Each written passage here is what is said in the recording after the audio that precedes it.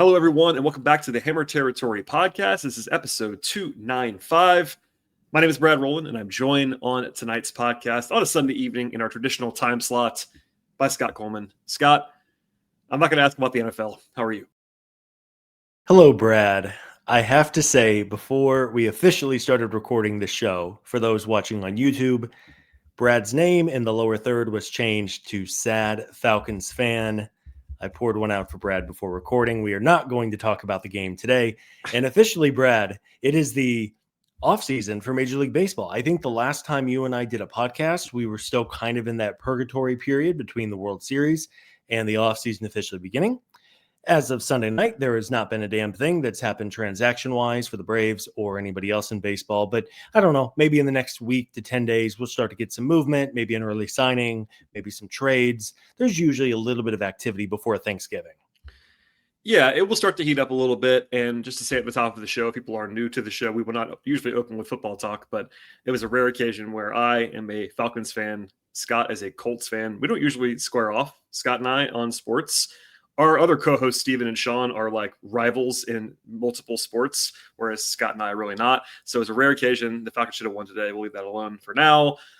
And we are also part of Foul Territory as a network. Check us out. Subscribe to the podcast. Just search Hammer Territory in your favorite podcast platform. We appreciate you being here as always. But yeah, it's been kind of busy, but not in a frantic way. The biggest thing, of course, is that Walt Weiss is the manager. You and I talked about that in emergency fashion only 5 days ago, basically, at this point. And since then, it's been reactions to the coaching staff.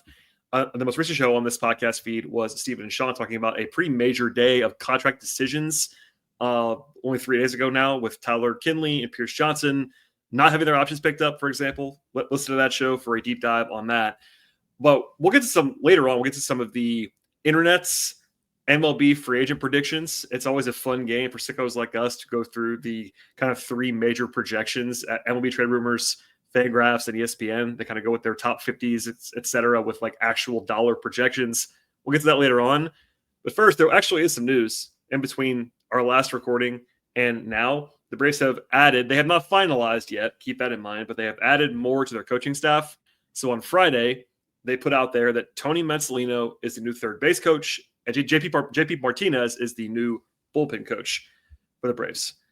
Of course, that comes after a couple more things were announced previous to that Sean and Steven discussed. But Scott, how are you feeling about the coaching staff right now? Acknowledging that there is still at least one spot open. The bench coach role is still open. But these are pretty interesting and honestly pretty big names compared to what these jobs are. And the Braves are clearly investing in, also notably changing over a lot on their staff.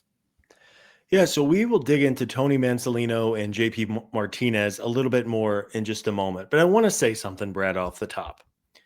If folks heard our show right after the Braves hired Walt Weiss, I think it was fair to say we were both a little underwhelmed because it felt like the Braves were just going to run it back.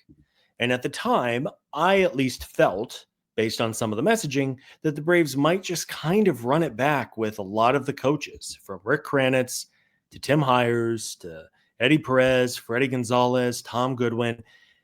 And that was something I really felt like was going to be a step in the wrong direction. That being said, Brad, on paper, this new coaching staff is as good as there is and as qualified as there is in Major League Baseball. You have coaches who have been interim managers in the past. You have very highly regarded pitching coach now in place with Jeremy Hefner. You have a highly regarded first base coach in the mix.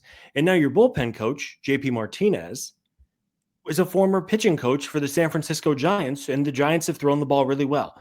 So I think we are still somewhat cautiously optimistic that this is all going to work. But in the last couple of days in particular, I think the coaching staff hires have been really strong across the board, and I'm excited to see how they round out this group.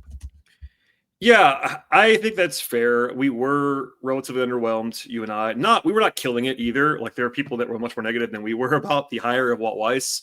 But I am encouraged, is the word that I will use, about not that they have to change everything, some of the pushback that we did get, and try not to go too deep into the pushback that we always get sometimes, but was like that we were trying to run away from Braves history. And it's like, no, the Braves have been really good for a long time. We should acknowledge that. The Braves have done very well for a long time. We're not saying otherwise.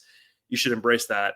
But what you shouldn't do necessarily, in my opinion, is just like stick to things just to stick to them. And that was kind of one of the fears, not necessarily that was going to happen that way, but that was one of the in the back of my head fears. But yeah, this is a young staff, which it's not, they don't have to be young to be good. It's not an ageist thing, but I think that generally is a stand-in for maybe some higher energy. It's a different staff around Walt Weiss, who is an older not first time manager, but it's first time manager with the Braves. And I think that, everyone that they brought in, we always acknowledge, like, we don't know everything about these, especially coaches, and it's hard, man. It really is. Like, you're relying on secondhand information, but a lot of really positive reports on all of the guys that they brought in. Very, very qualified staff.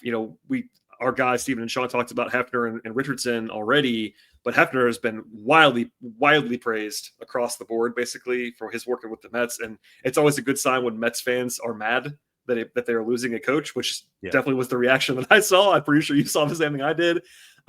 Richardson's been really, really praised for his especially base stealing and like base running acumen over there at first base. And then the new guys we'll talk about now, like, still, like, for instance, you're getting a guy who was literally a pitching coach last season on a successful pitching staff, and he's now going to come in and be your bullpen coach. Like, that's not, obviously is overqualified, or at least at minimum, very, very well qualified to be a bullpen coach. So for me, this does help the perception.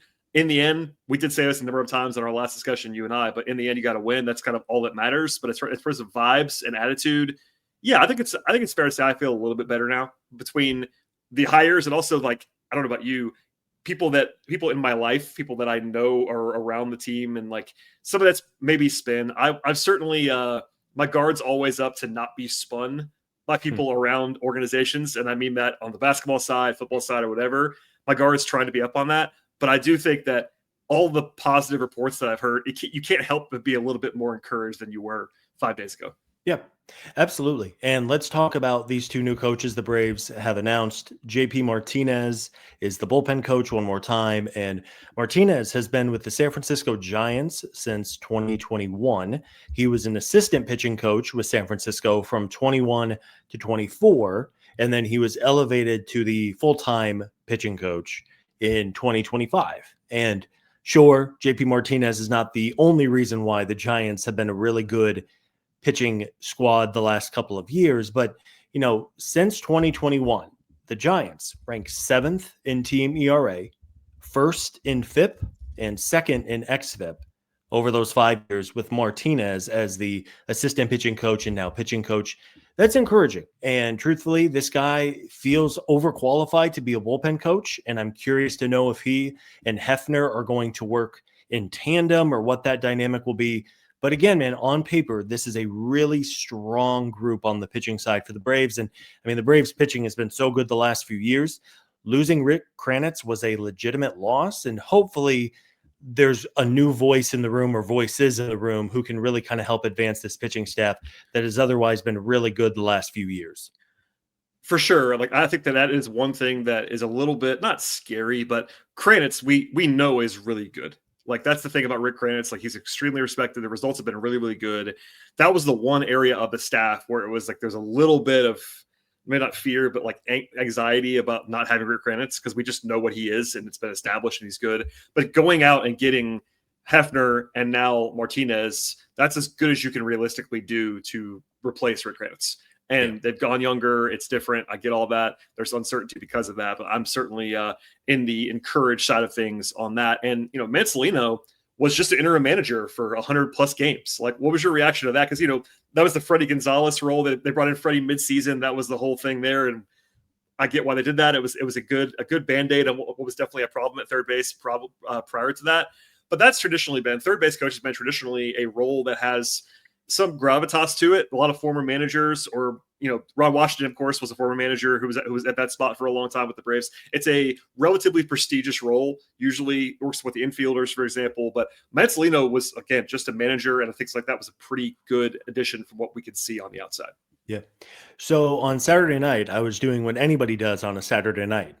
I was watching college football, and I was doing a bit of a deep dive into Tony Mansolino, the new third base coach. I'm sure everybody was doing the same thing while Alabama and LSU were on TV. But Mansolino, as you said, third base coach with Baltimore since the 2021 season and became the interim manager for the Orioles this past year, about a month and a half into the year. If you guys thought the Braves had a down season, and they did, the Orioles were the American League twin of the Braves because everything went wrong for Baltimore this past season. And I will say, so when Mansolino became the interim manager for the Orioles, Baltimore was 15-28 in the middle of May. Once Mansolino took over as the interim manager, the team went 60-59 over the last 119 games. Much more respectable. And just kind of reading around the tea leaves, it seemed like Mansolino was maybe a somewhat of a candidate for the full-time job with Baltimore. It seemed like he just kind of got the ship back on the right path, because Baltimore was a disaster to start. They were a 500 team from that point on. And just reading around Mansolino a little bit more, it sounds like he is, number one, highly regarded as a great people person. He will command the respect of the players around him. Also does good work in the infield as an infield coach. Maybe not the greatest X's and O's guy as a manager, but that's not going to be his concern with the Braves because he's standing at third base. So again, on paper, feels like a really strong hire, a man of high character, someone who has done the third base job in the majors for 5 years at this point. It's reasons to be encouraged, and God knows we saw an adventure over at third base for a decent amount of 2025 before the Braves finally had to step in and make a change. You did not know this, but I actually watched an entire Mansolino press conference.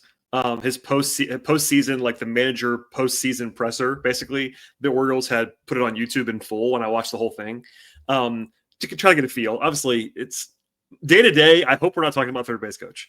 Right. That's the thing. Like day to day, once they hired Freddie Gonzalez, did we talk about Freddie Gonzalez more than once the rest of the season? I would say probably not. Like it's a only if there's an issue position as far as on the outside is concerned. But I thought he handled it really well. There were questions that he was asked about, whether he wanted to be the full-time manager, basically, and he was kind of like, sure, but we don't know if that's going to happen, kind of thing.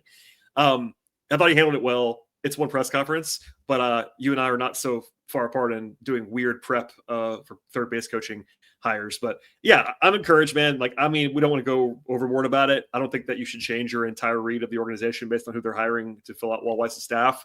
But I think that all things equal, if you asked me 5 days ago what the staff would look like, I am encouraged. This is on the higher end of what I thought the staff was going to look like. So that's a positive. The bench coach hire, that matters a lot. We don't know who it's going to be. Maybe it'll be Eddie Perez. Maybe it'll be internal. We just don't know. But that's the one guy that, not every time, but that's usually the guy who steps in when the manager gets ejected or gets suspended or gets fired, any of those things. So that's kind of the insurance policy guy, and usually a relatively, not a huge name, but someone who we probably know will be the bench coach is my guess. Yeah, we'll see when that happens. We will definitely talk about it. But in the meantime, that's the one big spot still left. Yeah. And one more time, if folks missed it, we alluded to it quickly earlier, but the belief is that Tim Hires, the hitting coach, will be back again. He is under contract for 26. And it makes sense. If the Braves want to bring Tim Hires back, as frustrating as a chunk of the past season was, I'm not going to fight him on it too much. I think there's kind of a thing with hitting coaches. It's kind of like an offensive coordinator in football, where if you're just changing it over year after year after year, it's tough. You get different messaging, different systems. And I know football and baseball are not perfect apples to apples, but we'll see on Tim Hires. I think we're all going to be holding our breath a little bit and see how the team performs come March and April and May. But I just wanted to at least say out loud that the belief is that Tim Hires will be returning for a second year as hitting coach. Yeah, I believe DOB even just flat out reported, a source confirmed to him that Hires was back. So that we assume that. I think it's been further in that direction in the last couple of days. So that's the assumption. I think it definitely helped Tim Hires that they had a better second half of the season offensively. I think if they had finished where they were at one point, he might have been in some trouble. But between him already being under contract, which does matter, it's not that much money in the grand scheme of things, but it matters. That's money they have to pay out either way. And that encouraging progress that we saw late in the season, I'm fine with it. I've seen a lot of negative reaction to Hires being back. I understand that, but I also am not particularly on that side of things. I'm okay with him getting another chance. If it goes badly this year, I think we could probably guess that he might be in some trouble, but that would apply to anyone in that spot, I would guess. So that's right. What happens. Yeah, let's hope it doesn't get to that point. And I am curious to also see with a new manager, maybe the Braves do add another uniformed coach somewhere. That is something that's become a little more in Yep. vogue in baseball the last handful of years. An in-game video coordinator is a job the Dodgers have. That's what was the name of the bench coach the Dodgers had? We almost hired Brad. Denny Lehman. Scott's had a God, long day. Scott was up early to watch the Colts this morning, everybody. It's my fine. brain is not working, but teams have different than kind of the traditional hitting coach, pitching coach. Like they've added more roles to the bench, and we'll see if the Braves do something there. Yes, we will. Anyway, that's our coaching staff check-in for today. In a second, we'll get to Drake Baldwin, who has a big day potentially on Monday, and then some free agency stuff at the end of the show. In the meantime, a word from our partners. Kratz Pop Quiz. What has 35 grams of protein, 6 grams of fiber, 27 essential vitamins and minerals, comes in excellent flavors like, of course, chocolate, vanilla, but chocolate peanut butter, my favorite. No added sugar, gluten-free, under $5 per meal, and is ready to drink. Go out the house, get yourself a Huel. Look at you. You even have one right there. Ready to smack that, John? Chocolate, peanut butter, chocolate, and vanilla. Deliciosos. Also, there is a new Daily Greens ready to drink, 42 vitamins, minerals, and superfoods. Only 25 calories on that one, 4 grams of fiber. There's flavors like blueberry, apple, peach. Huel makes healthy eating simple. They also just launched into Target stores nationwide. Try both products today with 15% off your purchase for new customers with the code FOUL at huel.com/FOUL. Use that code FOUL and fill out the post-checkout survey to help support FT. Okay, Scott, before we get to free agents, it's a big day on Monday for the Braves and Drake Baldwin. This is not going to be a 20-minute preview, but Rookie of the Year will be announced on Monday. Finally, we've talked about Rookie of the Year for several months at this point, but also not recently because nothing's happening. The season was over. Baldwin was always going to be a finalist. He was, but now the announcement is going to come as we're recording this, literally in less than 24 hours. Baldwin is one of the 3 finalists for National Rookie of the Year, along with Cubs pitcher Cade Horton and Brewers third baseman Caleb Durbin. I've said this before. I know you have too. My belief is that Baldwin should win. I feel very, very convicted in that. I believe strongly that he should win. I also think he will win, but with less conviction than that he should win. How do you feel about that distinction at this point? Anytime you open up voting to the Baseball Writers Association of America, you have to hold your breath just a little bit. And statistically, it is hard to make any kind of a case against Drake Baldwin, to be honest. Obviously, you're comparing a catcher to a pitcher in Cade Horton and a third baseman in Caleb Durbin. I would sure think that either Baldwin or Horton are going to win. But, if you want to go with like the newer stats, Baldwin had both a higher WAR on Fangraphs and Baseball Reference than Horton and Durbin. He had an 810 OPS, which is just a nice, pretty number. It's north of 800. So voters will hopefully see an OPS north of 800 for a catcher and go, oh, wow, that number sticks up. And he was just so consistent. He had 19 home runs, 125 WRC plus. Defensively, Baldwin was really solid back there. Just steady is how I would describe Drake Baldwin. It wasn't like it was an adventure really at any point for him as a rookie. So I think Baldwin will win. I think he deserves to win. And of course, if he does win, the Braves do get that extra draft pick, which would be really beneficial for next summer's draft. Yeah, you laid out there perfectly, but I'm glad you mentioned the OPS. If you go through, this is in all of Major League Baseball. If you look at the guys who were primarily catchers this season, Drake Baldwin was 5th in all of baseball in OPS at catcher. Not among rookies, among all Major League catchers. Yeah. And the only guy that was the only 2 guys that were considerably ahead of him were Cal Raleigh, who was incredible this season, and Will Smith, who's a perennial all-star player. It's one stat, but that does tell you that Baldwin hit all season long. He had enough plate appearances where it's not some crazy gap. Yes, he had a little bit less than Durbin, but not by a ton. It's 446 plate appearances, a 125 WRC plus, 19 home runs. Like you said, he has a pretty solid lead in both Fangraphs and Baseball Reference WAR. I'm not going to litigate which one you like better as a listener, whatever. I lean Fangraphs, generally speaking, but no matter which way you slice it, Baldwin was the best player of these 3 guys, most valuable player of these 3 guys this season.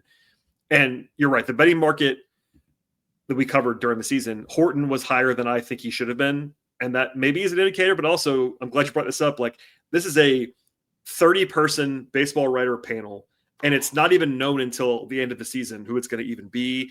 There's a lot more randomness than there probably should be, in my opinion, with this award voting. So it will not stun me if Baldwin loses. I got to be honest with you about that. I think he should win. I think he will win if you ask me to choose. I don't see how you can look at this body of work and not pick Baldwin, personally. The only reason why he wouldn't is if someone really, really, really, really loves Cade Horton's ERA, which was 2.67. Yeah. His peripherals weren't as good as that. I get it. But hey, you could argue reasonably that ERA is quote unquote what counts. It's what happened versus the process of it all. We are more process driven, but hey, I get what people go with the ERA. I get that. But when you factor in the workload, the contributions Baldwin had all season long, I think he was still better. Even if you lean firmly on ERA for Horton, I would still go with Baldwin. And that's my encapsulation. But we'll find out in about, 20 hours here as recording this, Scott, something like that. Yeah. Yeah. Well, man, I hope Drake wins and getting the draft pick, which would be around pick 30. It also comes with a slot bonus of upwards of $3 million for the Braves. And we know that I think at absolute worst, the Braves have a top 8 pick. I don't believe mathematically they can fall out. I think they have 6th best odds in the lottery. And just mathematically, they could not fall below 8. So you get the money and slot that comes with at least a top 8 pick. You add the pick around pick 30, assuming that Baldwin wins, and then you have a high pick in the second round, the third round. The Braves would have real ammunition to go out there and really load up the farm system. Of course, they might lose one of those draft picks if they go out and sign a big name free agent, which we're going to talk about here in a minute. But regardless, let's hope Drake wins. He is deserving. He would be just another name in a long line of really talented Braves to win Rookie of the Year. And hopefully those 30 baseball writers who are voting on this award lean towards Baldwin, even if Cade Horton and Durbin are both deserving candidates as well. Yeah, and if he wins, we will talk more about the draft pick stuff in specific as part of that recap of his win, if it happens. Yeah. You mentioned a couple of guys who are still on the team now that won this award. Michael Harris won in 2022. Ronald Acuna won in 2018. Previous to that for the Braves, Craig Kimbrell won in 2011. It's a long list. For Cole won it in 2000. I remember that very vividly because I'm an old person, but it's not a small list. Braves have had pretty good success for Rookie of the Year. And hopefully on Monday evening or Tuesday, whenever we talk next, we'll talk about Drake Baldwin winning Rookie of the Year, as I believe he should. And I think you agree with me based on your responses to this discussion. There you go. Okay, Scott, let's talk about some free agents. The internet's favorite activity in early November is these free agent lists, because as you often lament, there is not a shotgun start of free agency in baseball in the way that there are in other sports. And this was the NBA. Free agency would already be over by now, basically, because it started a few days ago. Nothing happened. Yep. Literally no. I mean, unless I'm unaware of something, no one has signed a deal that I'm aware of. No. But they're allowed to. So in the other sport that I cover, the NBA, the majority of deals happen in the first 3 days, and really one day, but especially the first 3-4 days. Baseball is the exact opposite of that. So in the meantime, we have the stand-in for that, at least on the internet, is these 3 kind of major publication projections that kind of lay the groundwork for our kind of discussions. Now, these are not from teams. These are from, I think, smart people, kind of like Daniel on ESPN, Ben Clemens, etc. These guys do a good job with this. But it's not exact science. We're not saying that it is. But MLB Trade Rumors, ESPN, and Fangraphs put out their top 50s basically with projections, and that means years and dollars. Sometimes they'll mention teams. It's not a full hey, team will sign this player to this contract, but it's here's the deal that we project, and here are a few teams that are associated with that player. The Braves are tied to a lot of guys. I don't know how you want to do this. There's different buckets of people. For instance, I think, and you can correct me if you think I'm wrong on that about this. There's a lot more pitchers that I think makes sense for the Braves than position players. Yeah. Just because the Braves have a clear need at starting pitcher. The Braves have a clear need right now in relief pitcher after what they did the other day with Kinley and Pierce. And on the position player side, they only have 1 or 2 positions that they really need to add or be helped with. And if you combine that with the players available, as we discussed a million times, there really are only 2 shortstops that are starting caliber that are available, and one of them is not a shortstop in my opinion. So that makes things very, very interesting on that side of things. I will leave it to you, Scott. Where do you want to start? Dealer's choice. Where do you want to start first on this projection roundup that we're going to do? Let's start on Ha-Seong Kim, we've probably talked about Kim more than any other player on the team or off the team since the season ended. With good reason, I would say. Yes. But yes. So we have talked a lot about just the unknown of what kind of market that Kim is going to have this offseason. So let's hit those numbers quickly. Those projected numbers from MLB Trade Rumors, Fangraphs, and ESPN. MLB Trade Rumors predicts 2 years and $30 million for Ha-Seong Kim.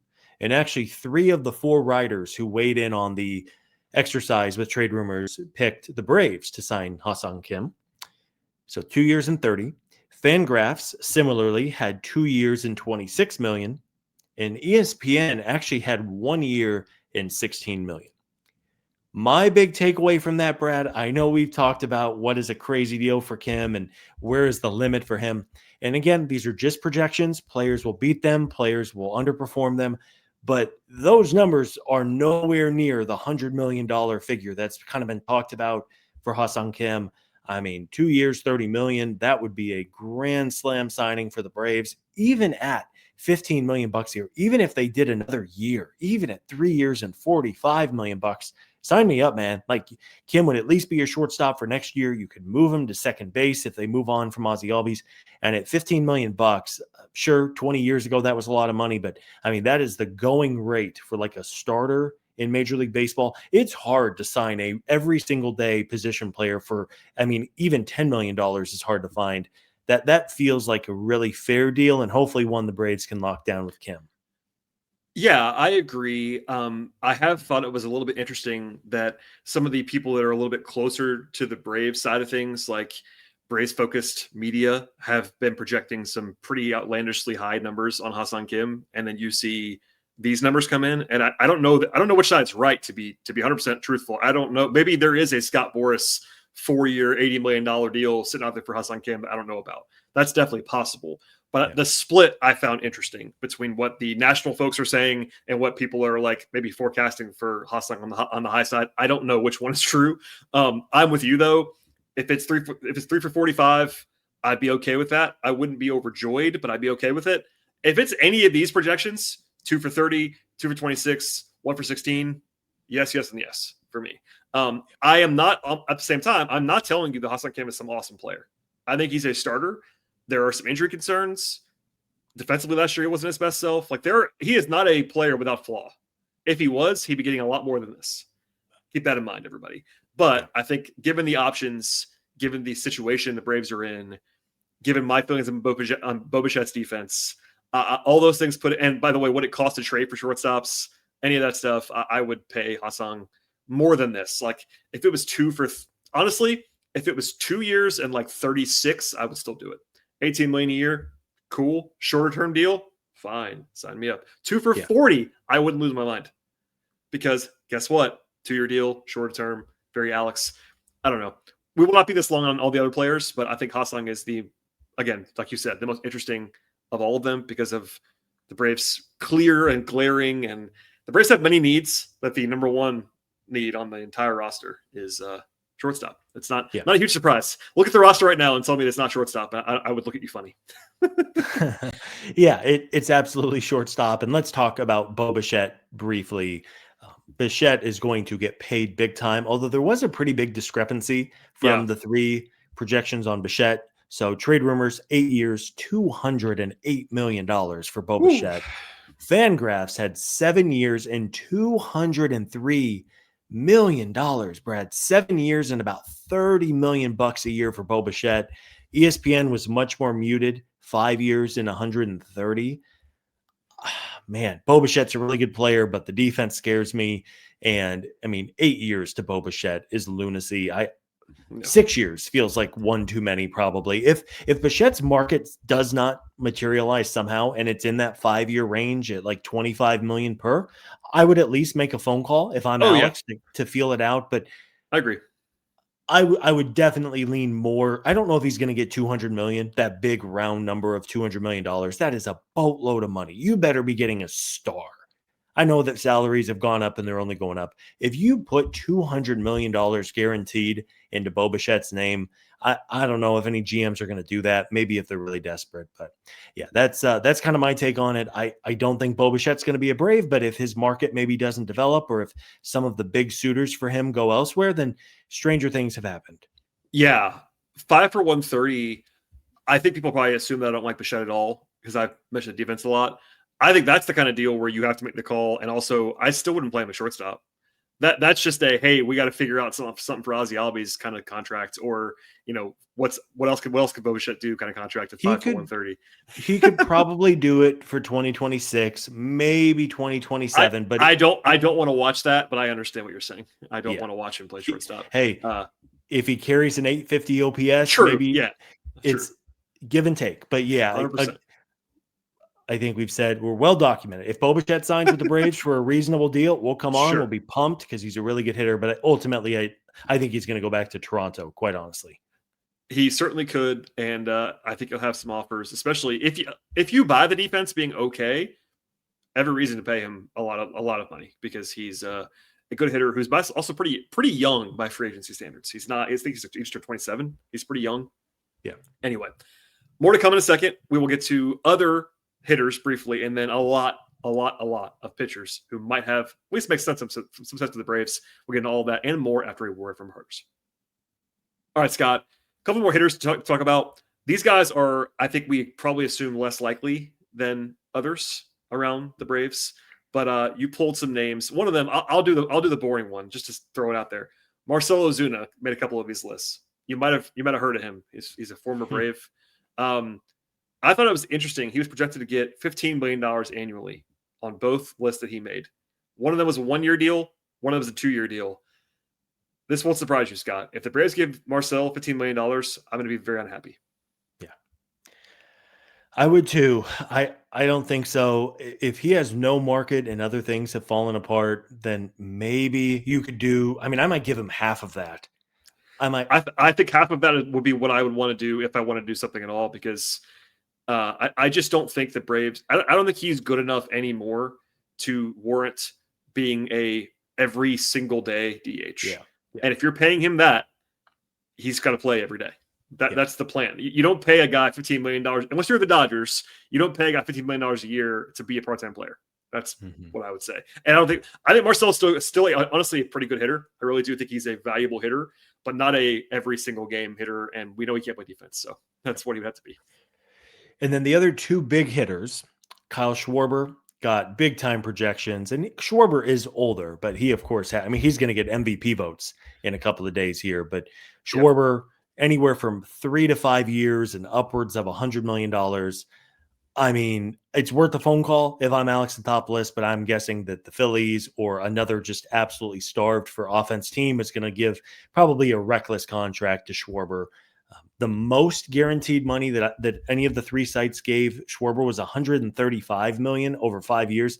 I would take the over on that. And again, that was the highest projection that he got. I think Schwarber is going to get like a 4-year, $150 million contract. And he's a hell of a hitter, but I don't think the Braves do it. And then Cody Bellinger is somebody who, in theory, makes sense for this team as an outfielder, as a DH, would obviously take Cody Bellinger's bat. But again, all three sites, upwards of 5 years, upwards of $140 million.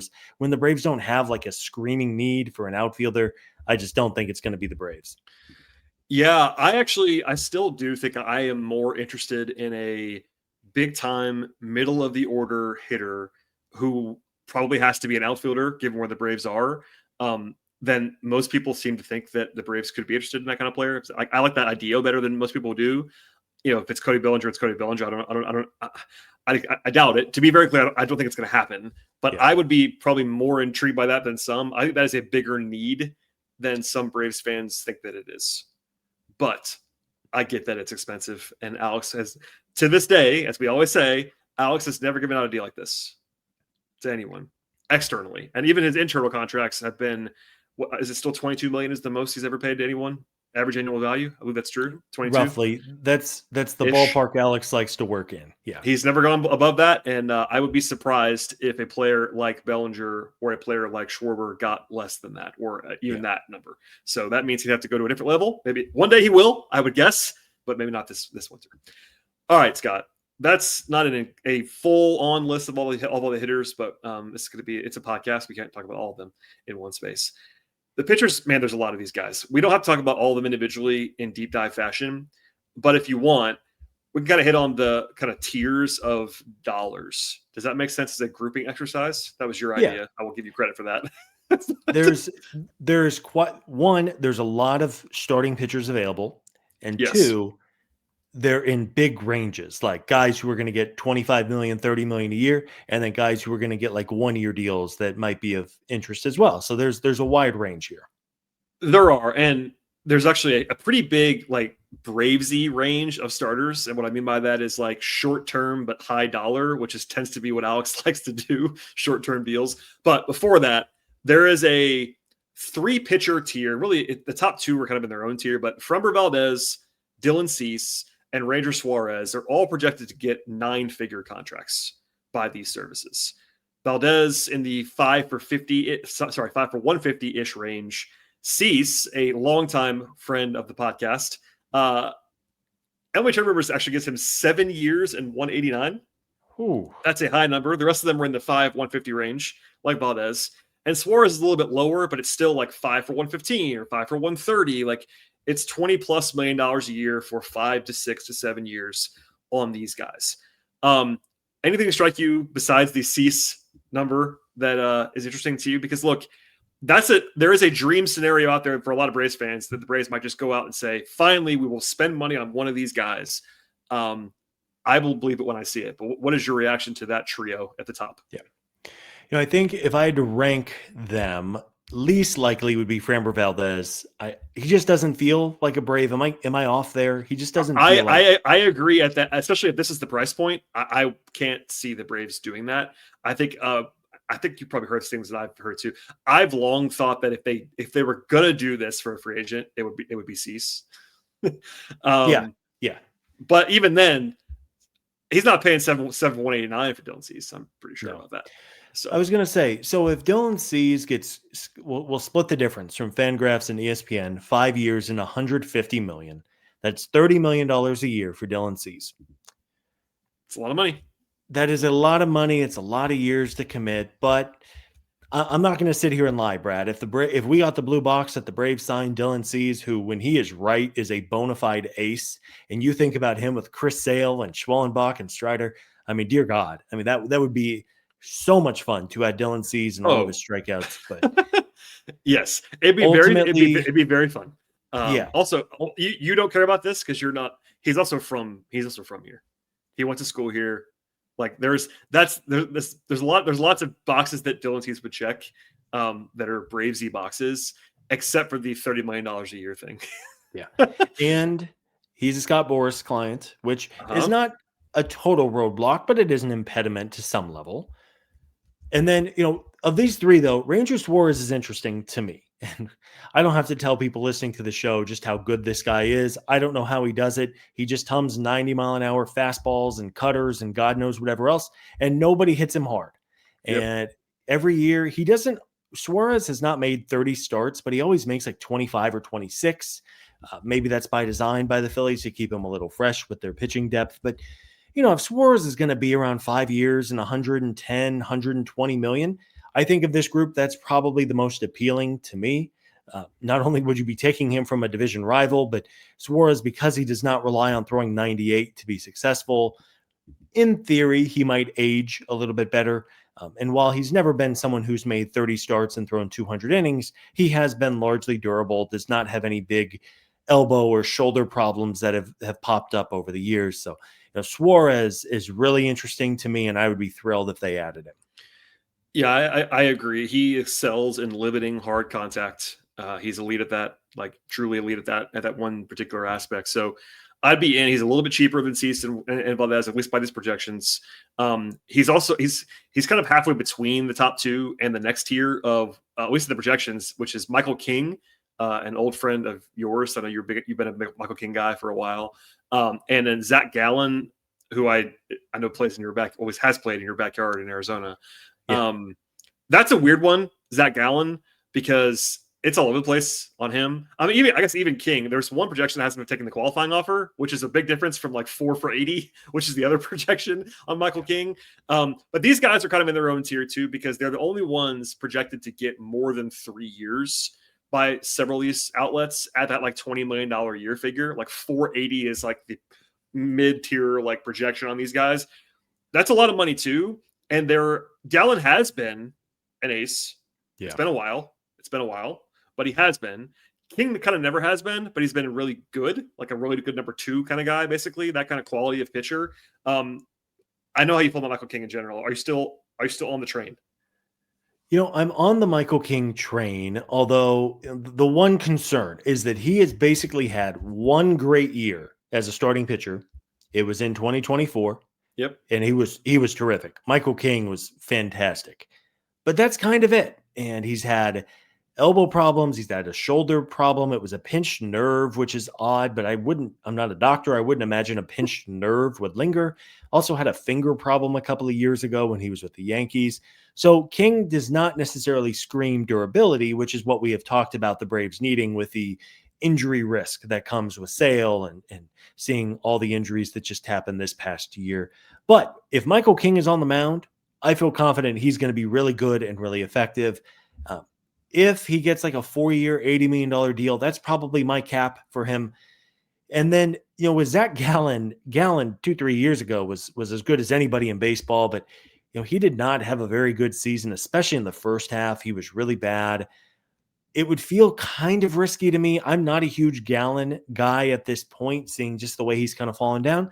But if maybe the Braves feel like they could make some tweaks to the pitches he's throwing or his approach or whatever it might be and kind of get a bit of a discount on a very talented guy. But I don't know. I mean, Gallen, if it's a big contract, I don't know how cool I would be with that. Last year, there was one guy I loved at their price point, and it was Nathan Eovaldi. Me too. That was our podcast stance. We wanted Nathan Eovaldi. They didn't do it. We wanted him at the reported price point. And we've said that. I think it was like 3 for 70 or something. I can't remember what the number was, but it was in that range. 3 for 75. A real number, but we wanted them to do that. They didn't do it. I don't know about you. There's no one on this list that I'm like, I feel that way about, where it's like, that is the guy I want.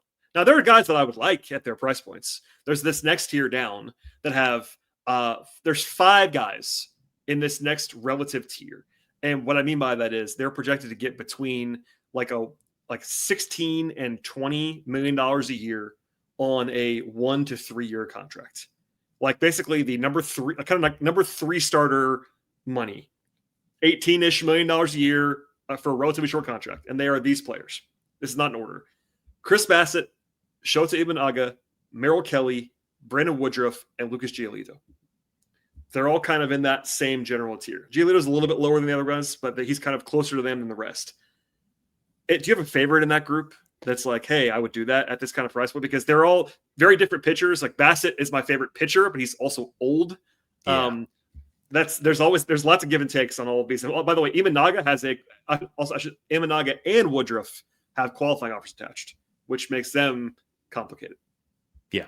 And as a reminder, the Braves would lose a draft pick of some kind if they sign one of these pitchers with a qualifying offer. And just for note and housekeeping purposes, Michael King has a qualifying offer. Ranger Suarez, Dylan Cease, Framber Valdez all have qualifying offers. So it's easier to do that, by the way, on a big, like for instance, if you're going to give Dylan Cease the money that he commands, a qualifying offer is not going to be the reason that you don't do it. Probably. Yeah.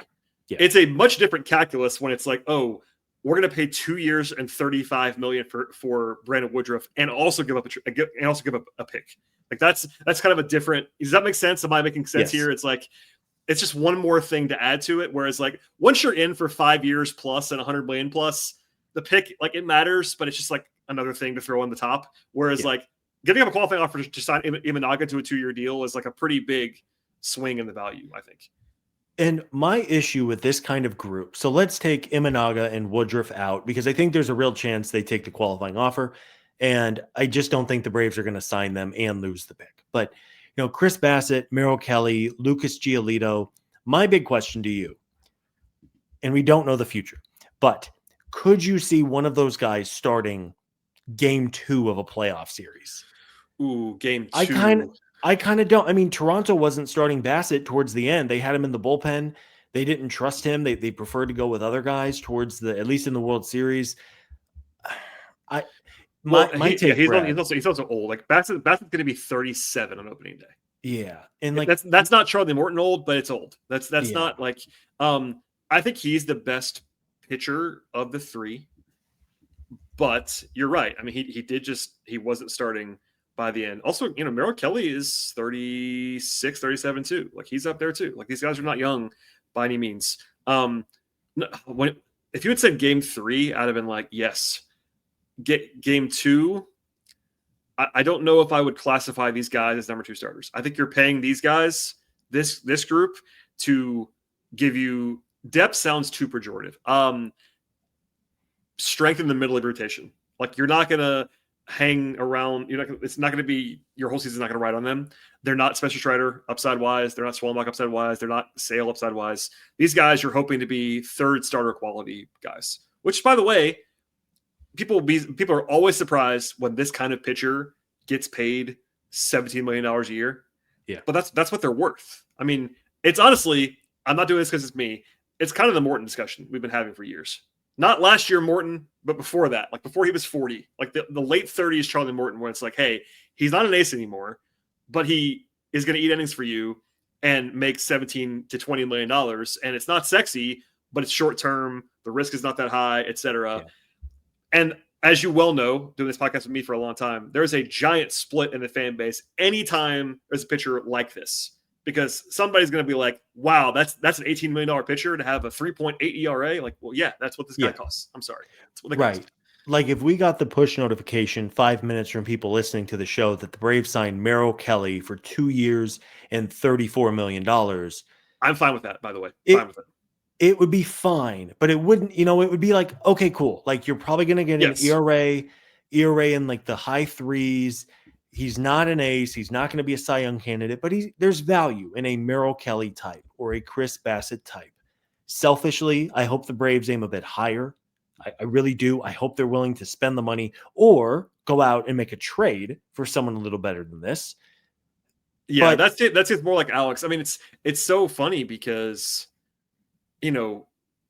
every piece of intel we have, as far as just looking at what Alex has done now for a long time, tells you he doesn't want to give a starting pitcher a big money long-term deal. Like he's just never done it. People are going to say Strider. That's not the same thing. Giving an internal guy an extension who had, by the way, performed at a Cy Young level when he got that extension. That's not the same thing as giving Dylan Cease a 6-year contract for $150. You know what I mean? That's a different kind of thing. I'm not saying he won't do it, but in my brain, I got to see the Braves do that before I think they're going to do it. And I think because of all of that, like they went down. I don't know how far they went down the hole on Garrett Crochet, but like they were in on Crochet as a trade guy, for instance. Like I think Alex is more willing to do that and trade for a bigger ticket pitcher than he is to give out one of these deals. Maybe I'll be wrong. Maybe it'll be a sea change this year. We don't really know. But man, it feels to me like the most likely scenario is that Alex signs one of these guys in the like Merrill Kelly, Chris Bassett range. And people are going to hate it. I understand. Or goes out and trades for Sonny Gray or an expensive starter who is Sonny Gray into every single show this offseason. I'm going to keep track. But a Sonny Gray type where you might have a more favorable contract, but then you have to give up prospects to some degree. This is all a sliding scale calculus for the front office of, do we want to give a big contract? Do we want to give up a draft pick? Do we want to give up prospects in a trade? I'd like to think that Alex in his office has a giant whiteboard with the names of like 30 starting pitchers who are either definitely available or might be available, and just try to find that sweet spot of what makes the most sense for this team. I have a quick question, and I promise we'll move on. If you have two choices, okay, you have to trade for Sonny Gray, giving up something, not a crazy package. He's an old, but like you're giving up something of value, not a total home run, zero return trade. You do that, given what he is owed, which is $35 million this year, and then a club option, or you sign, let's just say Merrill Kelly. That's the game. Merrill Kelly to 2 years, $30 million. Which one of those would you want to do? Merrill Kelly is half the price. Sonny Gray's better. Which one of those would you want to do in a vacuum? So, I mean, part of my answer is how much money would St. Louis throw in? I'm not paying Sonny Gray $35 million. But I actually would, but only if they just gave him to me. Like if you said if they called me right now and I'm Alex, granted, it's not our money. We always say that, but it's not our money. And Alex said, we'll take Sonny Gray and we'll pay all the money, but we're not giving you anything back. Like you can have our 134th ranked prospects that we have a player in the contract, a player in the deal. But like if you want us to pay his money, that's it. That's the return as you getting off his money. I would, by the way, I would do that. Now, granted, part of that's because I like the fact that it's only 1 year and the Braves do have some salary flexibility, but we're down the rabbit hole. But it's an interesting hypothetical because it's like, hey, you and I like Sonny Gray. You love Sonny Gray, but he does make a lot of money. He does. I think my answer to your question is with the assumption the Cardinals would cover some of Sonny Gray's salary, I would rather go out and trade a middle tier prospect or two for Gray than add Merrill Kelly, because I think Gray is a better pitcher, has more upside, all of those things. But you don't know. I mean, that's of course the one thing we don't know is what are the asking prices in dollars and in prospects. And I think my hope is they just add someone. They have to add somebody, Brad. Gotta do it. You and I agree wholeheartedly on that. Every time we do this, someone in the comments is going to be like, well, the Braves have so and so and so and so. What do they need? I promise you, we know who they have in the organization. They still need a pitcher. They might need two. So, yes. We can talk about guys like on the lower level. We'll fly through these. I like Tyler Mahle as a cheap version of these players, like a 1 year, $12 million or 2 years for 20 kind of guy who is the discount Chris Bassett. Like I like Tyler Mahle as a pitcher, which is why I'm saying that. Another name to throw out there, Brad Keller. I've been describing as this year's Ronaldo Lopez.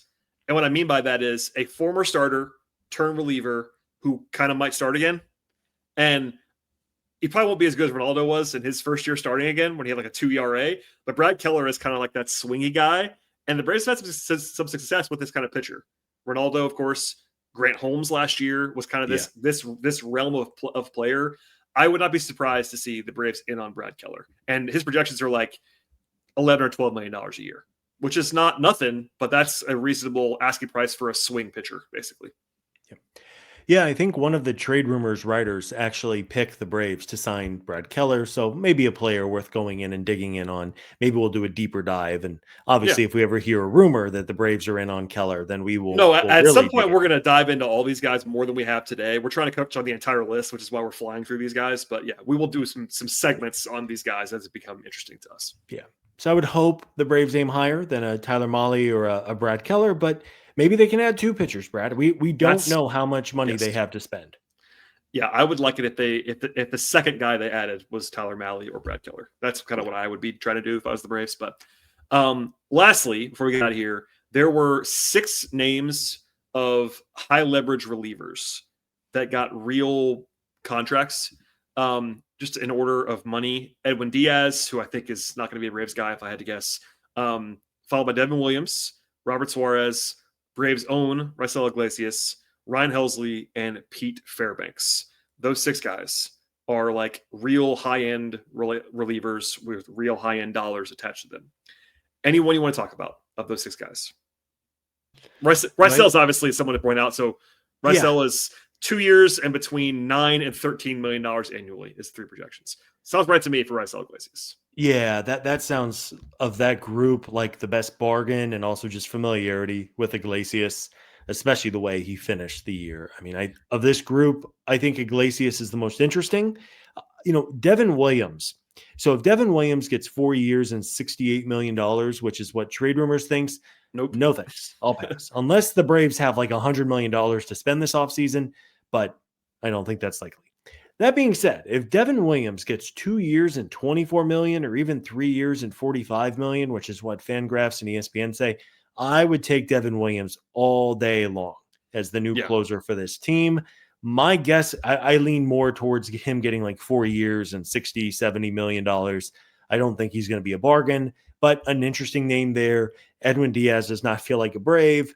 I do like Robert Suarez, and we've heard the Braves are interested in Robert Suarez. He's interesting. Another player kind of like Williams, where if his market is crazy, I'd probably pass and go for Iglesias. But if Suarez is reasonable, sign me up. But similarly, there are some closers here who have real intrigue, I think, and I could see a handful of them being Braves come opening day on March 27th. I know that it worked, but with Rysel and the years and dollars that they took on for Rysel, I will acknowledge that deal fully worked for the Braves. Outside of about 6 weeks this year, that worked really well. I'll acknowledge that. I am not in favor of the 4-year big money reliever contract. Yeah. In general, I'm not someone who wants to sign those contracts. So if you're right, if the bidding gets to that point on any of these guys, I'd probably out. But I would be in favor of them signing one of these guys. Whether it's Iglesias back or Helsley has some Braves history. I don't know if he wants to come to the Braves organizationally. We'll see. Pete Fairbanks was a name that was kind of a surprise to be available. He had a club option, right? I believe it was a club option with the Rays.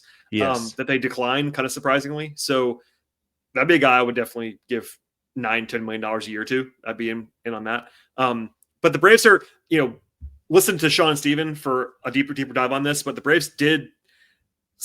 They signaled something by not picking up Kinley and Pierce the other day. And I don't know if that's a signal that Alex is changing his ways finally to not have so much money in the bullpen, or if they're going to turn around and spend it on Robert Suarez. I don't know, but it means something. We'll see. We'll find out. Those non-tender decisions or the declining of the options were fascinating. I don't know what Alex is thinking with his bullpen. And truthfully, it is so thin out there right now. You have Dylan Lee, who's good. No real questions about Dylan Lee. You have Joe Jimenez coming off major knee surgery, didn't pitch last year. And you have Aaron Bummer, who is coming off a shoulder problem that cost him the final month of the year. And that's about it, Brad. I mean, and now that you have to have your whole bullpen figured out by Thanksgiving, but it is pretty thin out there. I know they have a couple of guys in the system who might be in play for jobs next year, especially if they need to move some money around. And I do agree wholeheartedly. I don't want to carry a $70 million bullpen next year, or even a $50 or $60 million bullpen. Yeah. It's been one of our, at least mine, I'll speak for myself. It's been one of my hiccups with Alex over the years. I think they have spent too much on the bullpen, generally speaking. And hey, it worked at times. But it's funny, the famous night shift bullpen wasn't expensive. Will Smith was expensive, but the guys who made up that group that year when they caught lightning in a bottle, and it was Madsick and Luke, those guys weren't expensive. Yeah. Bullpens are really volatile, man. They just are. Will Smith got a big contract. Even Kenley Jansen. What was Kenley's contract? Like 1 year and it was a lot of $18 million, I think. Yep. I mean, so is it an organizational and a mindset shift for Anthopoulos with the bullpen, or did he not want to guarantee $12 million to two good but not elite relievers? And again, you can always give Tyler Kinley a call in a couple of weeks and work on something. Maybe Alex is thinking, hey, let me get my closer figured out, and then I'll figure out what I want to do with spots 5, 6, and 7 in my bullpen. We agree on that. Scott, anything else you want to add? This is obviously, we covered a lot of ground here. We purposely wanted to touch on all of the guys that were kind of interesting. We will have deeper dives on these players. I promise you, you already alluded to this, but if there is a rumor, like a real report on any player, we'll talk about that player almost certainly on the show. And obviously, if it's not anybody, that'll be a deep dive and an emergency podcast. But anything else to add before we get out of here? This was a long show, Brad. It was. Coming up on an hour. It's Sunday night. This is what we do on Sunday nights. We just talk about baseball. We're not watching Falcons highlights. So listen. Okay, I'll let it go. It's fine. I'll let it go. I'm sorry. I had to get that jab in. I have nothing else to add. I hope the Braves go out and sign 1 or 2 or 3 of the players we just talked about, or make trades, go out, improve this team. I really don't know what to make of them saying no to those couple of relievers, and maybe they're stockpiling a bunch of cash and they want to go out and add a couple of high name players. Maybe it's going to be a repeat of last offseason and they're going to pinch pennies. That's a terrifying scenario. The other scenario sounds like a lot of fun, and that's the one I would go with. So. It does sound more fun to spend money on players when it's not our money in particular. That's right. With nothing else to add baseball-wise, and we will have more to talk about, I promise you, I will just leave you with one Atlanta Falcons stat on the way out the door. The Atlanta Falcons have now lost 4 games in a row, but in the last 3 games, the Falcons are 3 for 29 on third down. Scott, thank you for being here. I appreciate you being here. Even though you're a Colts fan, has been awake since 6 a.m. to talk, to watch your team play in Berlin for reasons passing understanding. Go Colts again. Not today, but go Colts again. I root for your happiness. There we go. Just not today. Yes. Thank you, sir, for being here. As for everybody else, we appreciate you being here genuinely on the podcast. Subscribe to Hammer Territory anywhere you get your podcasts, Apple, Spotify, YouTube, etc. We very much appreciate you being here. Follow us on social media. There was a brief hiccup with our Twitter account. It's back at Hammer Territory. Follow us there. Follow Scott. Follow me if you want to. One more time, one more plea. Subscribe. Tell your friends, and we'll see you all next time.